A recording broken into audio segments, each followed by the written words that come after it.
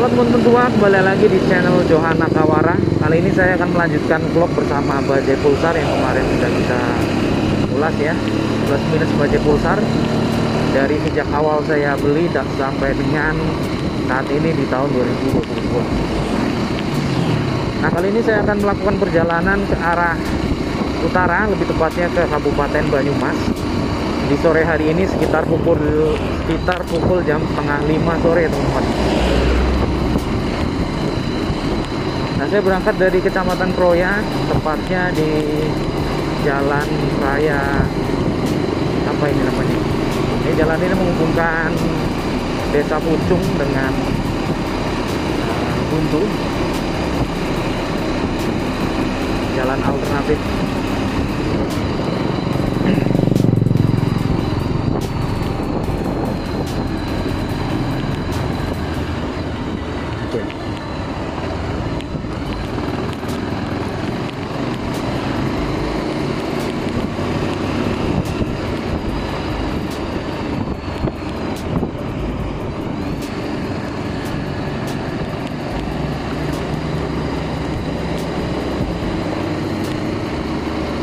Seperti yang kemarin saya cerita, sekarang kita akan mencoba motor ini di jalur yang rada menanjak teman-teman.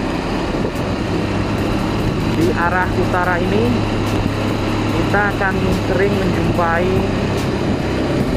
perbukitan dan jalan yang berkelok-kelok, sehingga saya rasa sangat cocok untuk mengetes performa motor ini secara umum ya.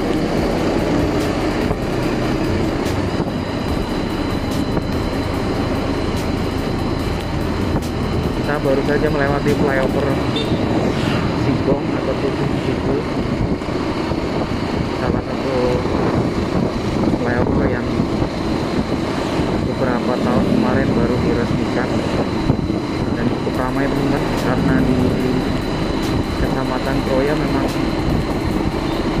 hanya ada 2 flyover atau 3 flyover yang terdapat di sini, dan itu yang salah satu yang paling besar dan panjang. Oke, sekarang kita jalan lagi dengan Bajaj Pulsar 220S yang sebenarnya udah nggak pakai S lagi ya, S artinya firing mungkin, karena motor ini sudah saya modif menjadi naked bike murni.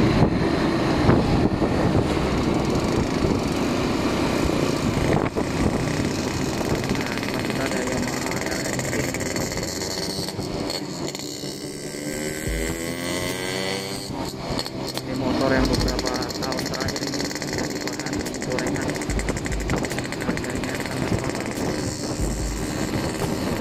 Saya sendiri belum pernah punya yang mau merek ini, sedang pakai aja,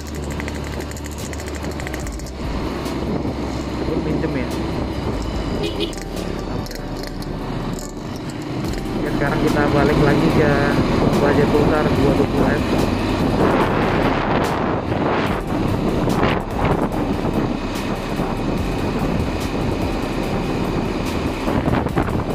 Banyak sekali cerita di Facebook tentang Bajaj Pulsar yang dimutilasi teman-teman. Kalau bisa gabung aja di grup Pulsar Indonesia, kata kuncinya, maka akan ketemu di situ para pengguna Pulsar dan beberapa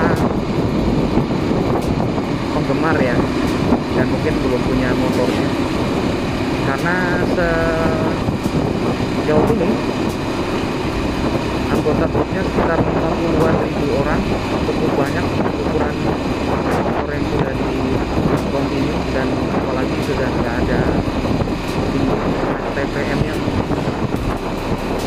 Seperti yang kita tahu, ATPM Bajaj sudah kabur dari Indonesia,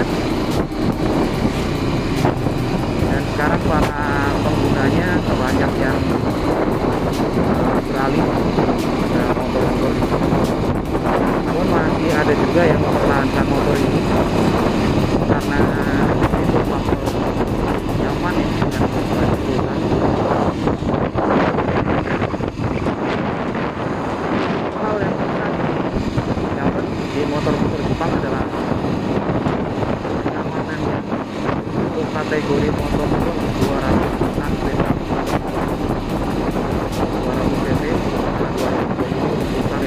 Jadi untuk pulsar ini kan diproduksi dari PT 150 awal tahun 2000-an. Menggunakan versi serangka yang hampir serupa, serta tangkinya juga tidak banyak perubahan. Dia mengalami peningkatan kubikasi menjadi 180 cc sekitar tahun 2010, disertai dengan versi 200 cc nya. Dan yang paling menarik adalah versi ini, versi 220 cc,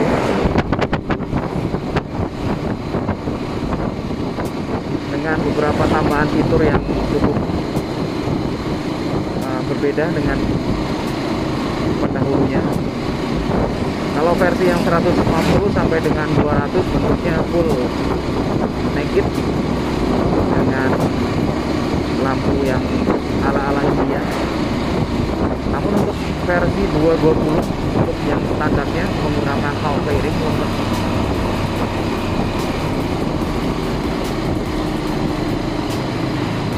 Kemudian untuk versi 220 ini juga sudah menggunakan rear disc brake ya, menggunakan jam depan belakang.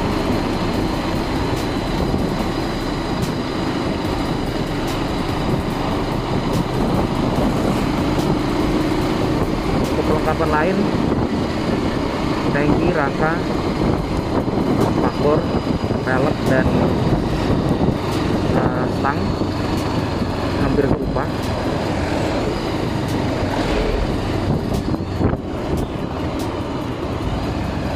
Hanya saja di versi yang 180 kalau saya nggak salah, versi stangnya itu model stang 4 bar ya, bukan stang model fit begini, stang fit.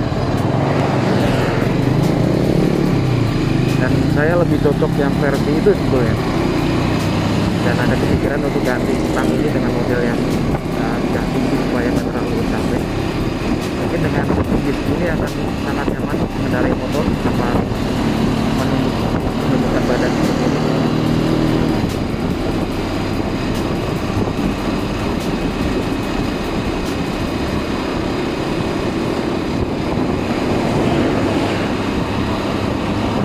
Nah, kita sudah lewat di Jalan Raya Buntu, Lombok. Ini adalah jalan utama di jalur selatan yang menghubungkan antara Cilacap dengan Yogyakarta pada umumnya, dan untuk melewati beberapa kabupaten seperti Banyumas ini, kemudian Purworejo, ada Kebumen dulu, Purworejo, dan selanjutnya Yogyakarta ke arah timur. Ini juga jalur ramai yang menghubungkan Jogja dengan Jakarta, jadi bus-bus Jogja pasti akan lewat jalur ini, jalur selatan ini. Sekarang kita belok kanan ke arah Pagralang. Kemudian kelihatan di depan kita akan kita lewati nanti.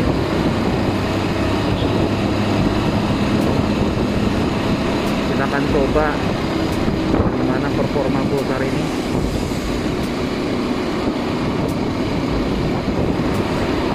Setelah kemarin saya ganti CDI-nya dengan versi supermarket yang konon meningkatkan limiter.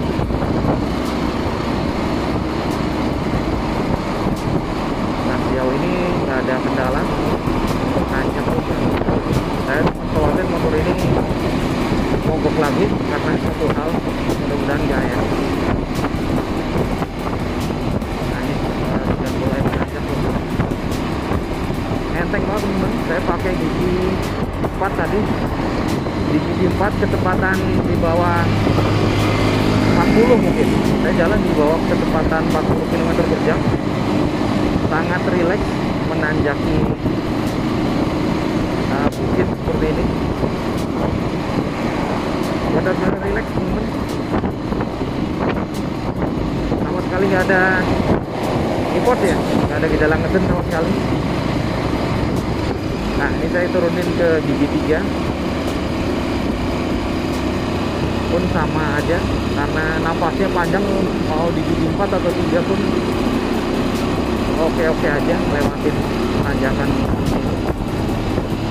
Kalau saya di gigi 2, nah gigi 2 sedikit menggerung suaranya, jadi paling pas memang di gigi 3 untuk kecepatan rendah seperti ini.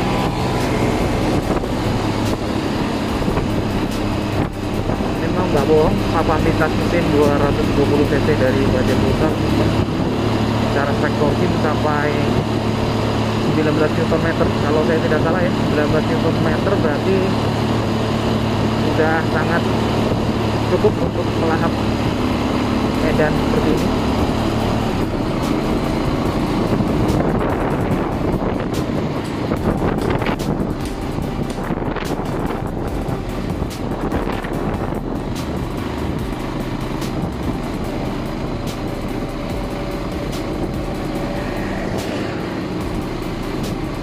Mungkin ini faktor yang bikin motor ini sangat hemat bahan bakarnya, teman-teman. Kemarin saya isi Rp16.000, artinya kurang 2 liter ya, 2 liter lebih sedikit, kurang lebih 2 liter. Sudah berkeliling ke kawasan pesisir selatan, pantai selatan, dan diisi lagi. Masih kuat sepertinya. Dan ini kita akan menuju ke Kabupaten Banyumas dengan jarak kurang lebih 15 km dari Kota Kroya. Mudah-mudahan masih mencukupi bensinnya.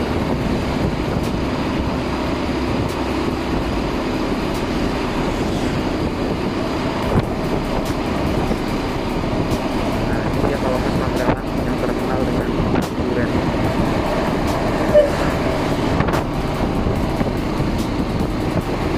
Teman-teman dari Banyumas, boleh komen di bawah.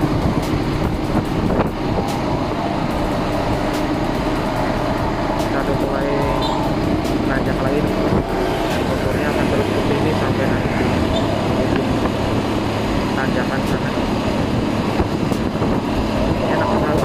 Saya akan mau nyalip tapi agak rame ya, dan yang niatnya mau nyalip cuman harus hati-hati.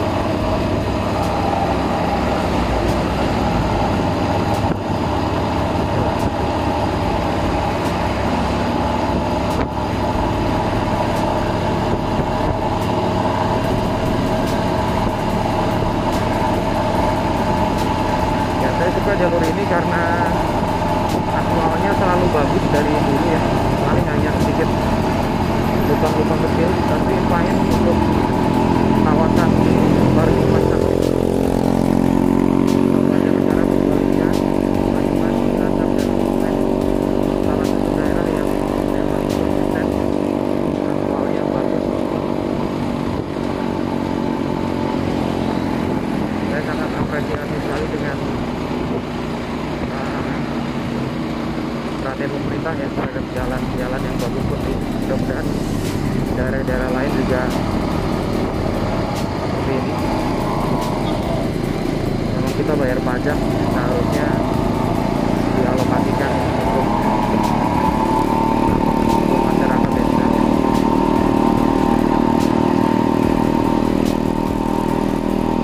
Oke, ini ada perhubungan warga sekitar yang dari jalan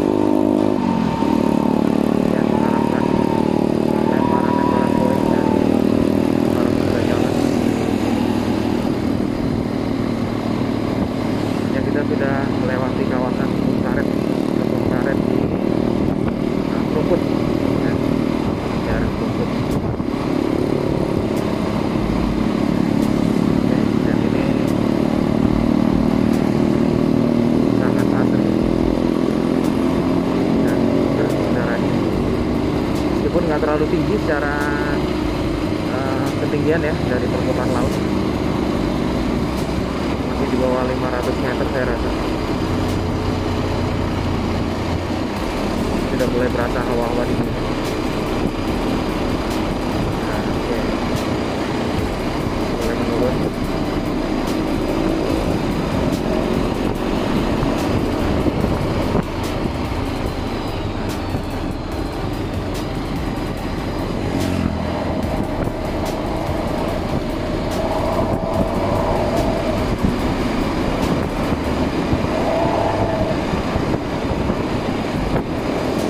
pengalaman saya ketika di Jakarta justru jalannya jarang yang bagus seperti itu. Lebih tepatnya di sekitar Jakarta ya. Kalau Jakarta sih oke, aspalnya bagus. Cuman kalau di Bekasi, Tangerang, kenapa ya nggak di aspal? Atau terlalu banyak jalannya? Kan orang-orang di kampung terutama kalaupun bekerja di Cikarang, di Bekasi atau di Tangerang, lebih enak hidupnya Jakarta. Ya itulah.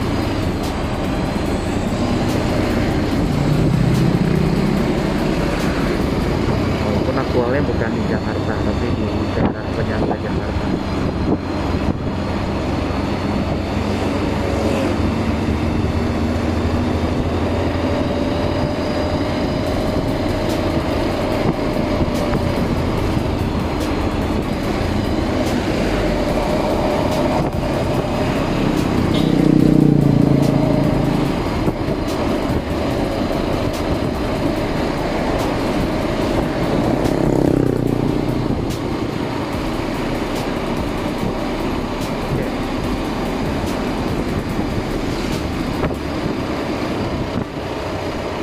Kabupaten Banyumas dan Cilacap bersinggungan, maksud saya berbatasan secara wilayah.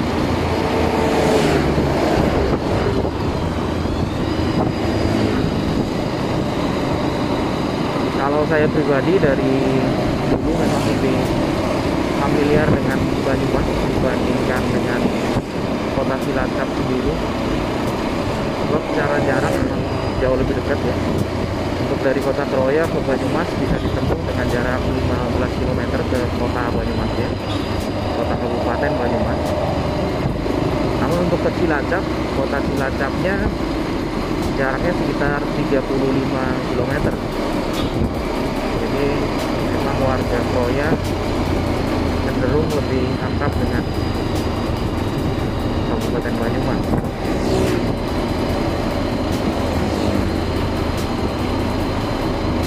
Atau memang karena saya dari dulu juga sekolah di wilayah Kabupaten Banyumas untuk SMA ya, SMA di Banyumas. Dan sering lalu jalanan ini.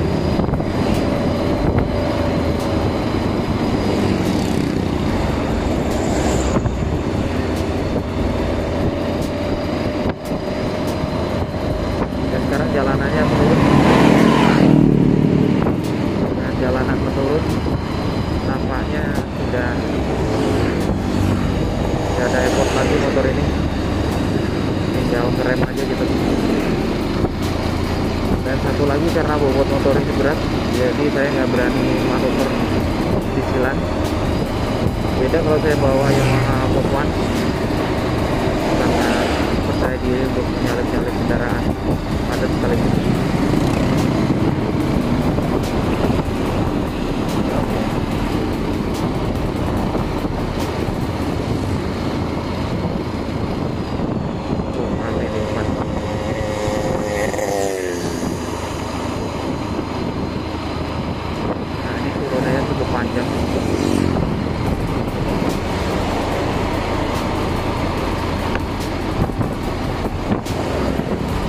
Kalau arahnya sebaliknya mungkin akan ketahuan seberapa menyiksanya tanjakan ini di motor, terutama motor buatan yang mana perlu RPM tinggi untuk mengail tenaga.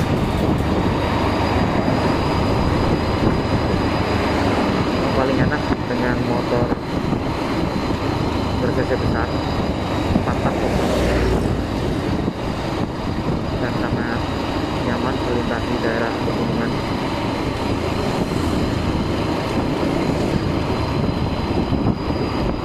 Nah oke, sudah sampai di kawasan Jawar SPBU.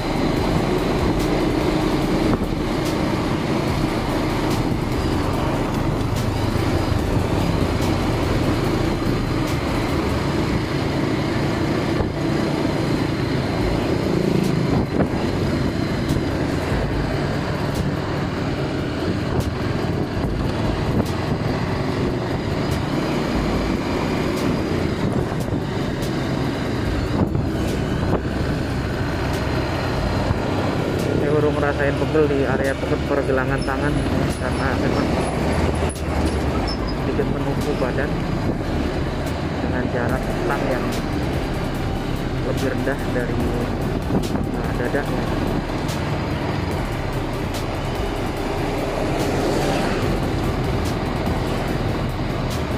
Cuman belum terlalu menyiksa seperti motor sport murni.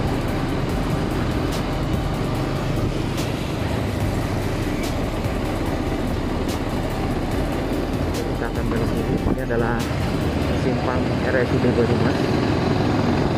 Nah, di sebelah kita adalah rumah sakit umum daerah Banyumas. Kita akan ke kanan.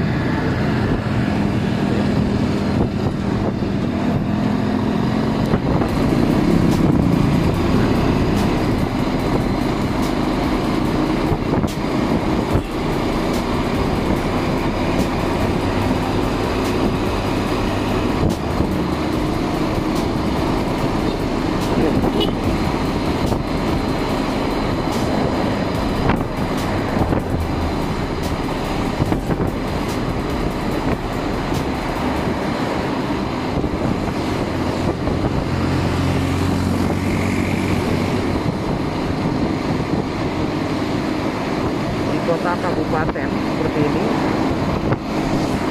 di sore hari memang sudah mulai ramai aktivitas warga yang pulang kerja atau pulang sekolah, tapi masih bisa dimaklumi ya, tidak terlalu macet seperti kota-kota besar. Jarang yang sampai stuck jauh karena memang jalannya cukup lebar semua.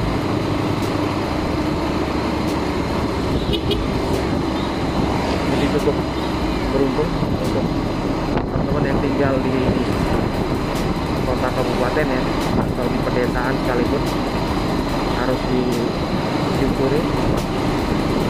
Nah, ini dia alun-alun Banyumas dengan maskot pesawat Auri.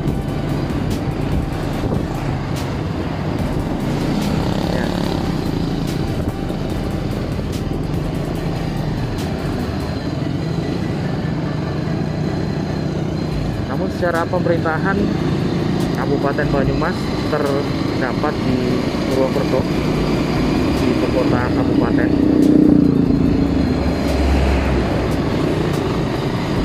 Lumayan unik ya, Kabupaten Banyumas dengan ibu kota Kabupaten Purwokerto, sehingga banyak yang terkecoh apa itu Banyumas dan Purwokerto. Artinya memang Banyumas adalah wilayah kabupatennya, sementara Purwokerto terletak di dalam Kabupaten Banyumas. Tapi untuk pusat pemerintahan terletak di Kota Purwokerto, tidak terpisah ya, tidak seperti Kota Bogor misalnya, Kabupaten Bogor dan Kota Bogor dan memiliki masing-masing kantor pemerintahan.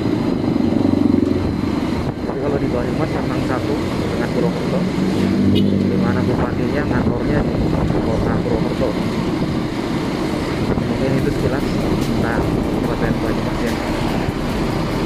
Kita udah jalan berapa menit ini? Sekitar 20 menitan. Nah, kalau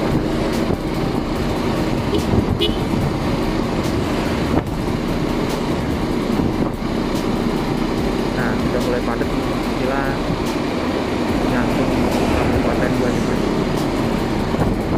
Oke, kalau mau lebih rame lagi kita bisa lagi ke Purwokerto. Cuma next time ya, kita akan naik ke Purwokerto untuk melihat ramenya kota Sabedia itu.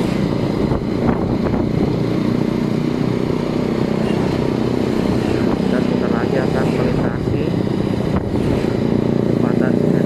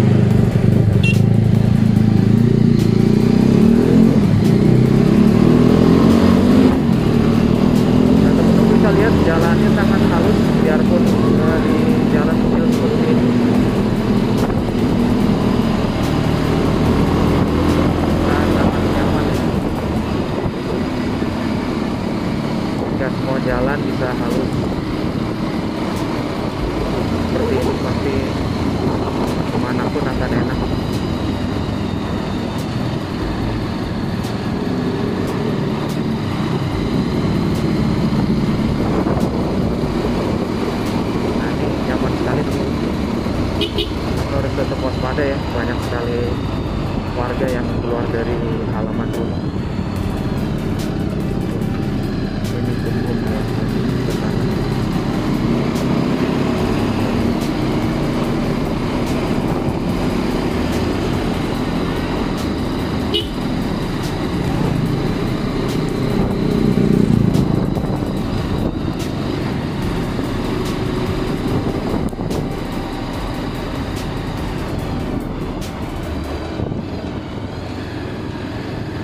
Ini kemaju saya nggak pede untuk miring ya. Depan saya nggak begitu oke rasanya.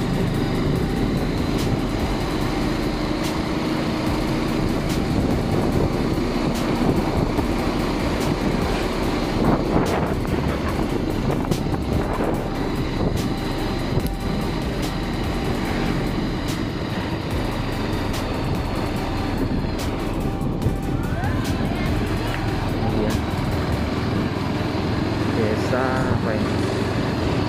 Kaliori ya, ini masih masuk Kaliori.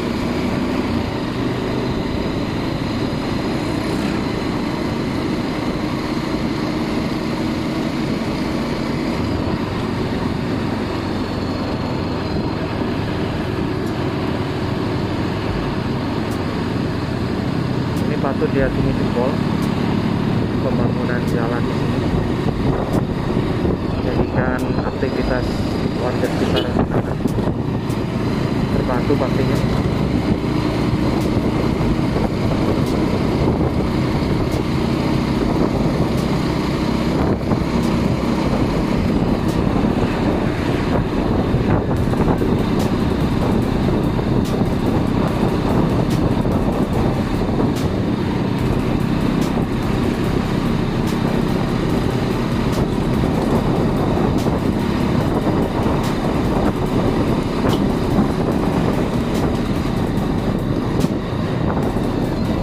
Terakhir saya lewat sini ada longsoran ke kanan karena tempat di pinggir Sungai Serayu, namun sudah diperbaiki,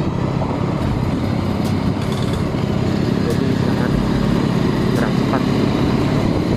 Nah ini kita masuk ke Desa Srowot, Kabupaten Banyumas.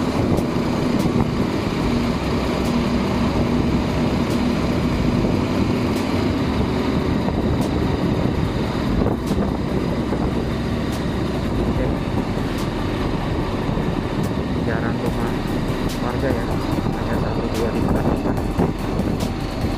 Tapi aktivitasnya cukup ramai karena ini salah satu jalan utama dan Desa Srowot dengan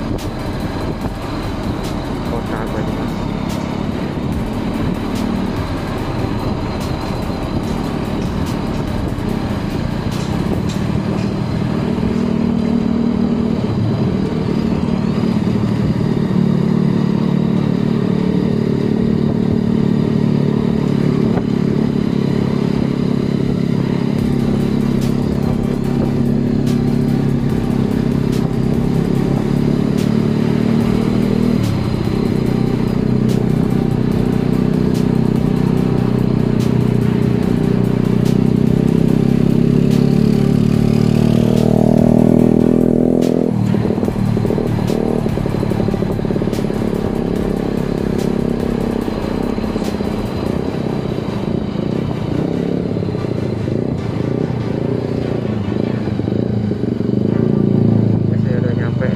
Tujuan buat saudara saya tunggu.